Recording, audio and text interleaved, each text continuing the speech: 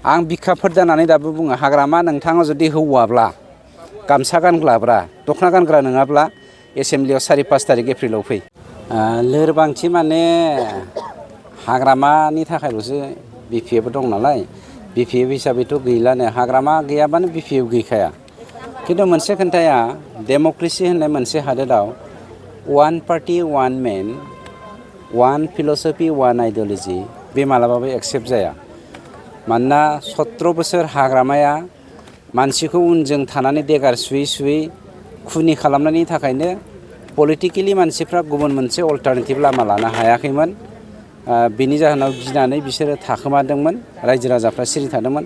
खिन्थु दिनै जोंनि इउपिपिएल दोलोआ मानाव गेदेर प्रमद बर' बिथांनि दैदेननाय आरो बानजायनायाव साफ्रोमबो मानसिनो राइट टु स्पिचखौ माने गुदि मोन्थायखौ होनाय जादों, जायनि जाहोनाव बयबो उदाङै ओंखारबोनो हादों, उदाङै मावनो हादों।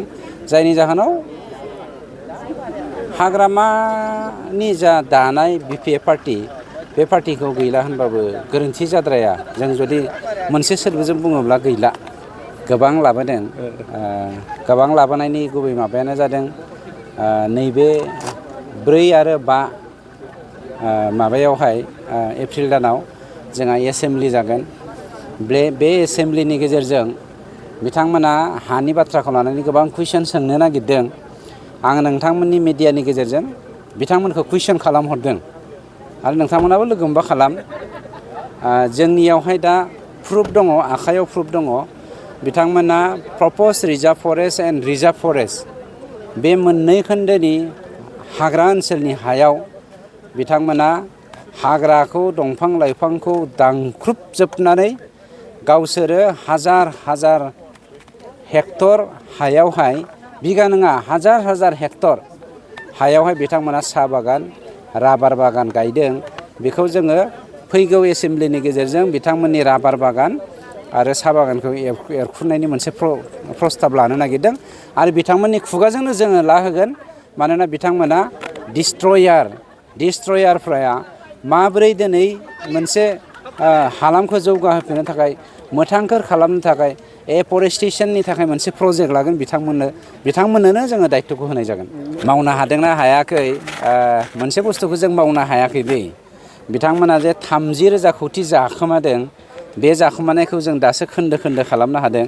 बे 30,000 कौटिनि एक्सनखौ जोङो लानो हाथ'वाखै होननानै बुंनांसिगोन, लानाय जाथ'वाखै नालाय।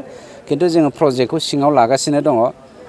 साननैसो उनाव मुनमुननि बिगुमैया मा जागोनथाय मुनमुनखौ आं गाबजानोसो गिदों सिबायखौ नायनि।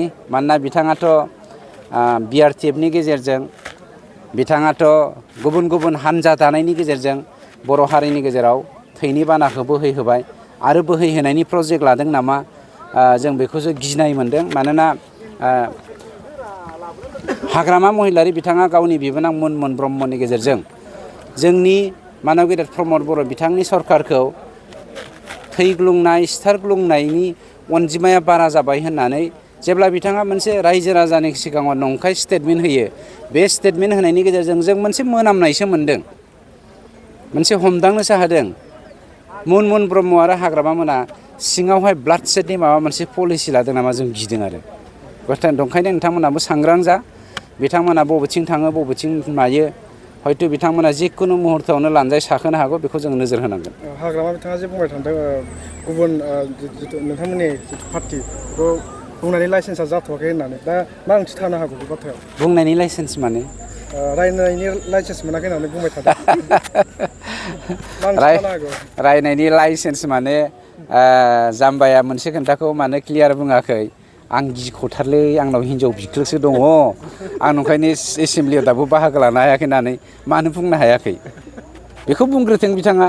आं बिखाफोर जानानै दाबो बुङो हाग्रामा नोंथाङा जुदि हौवाब्ला गामसा गानग्राब्रा दख'ना गानग्रा नङाब्ला एसेम्ब्लियाव 4-5 तारिख एप्रिलाव फै। आं नोंथांखौ चेलेन्ज खालामो।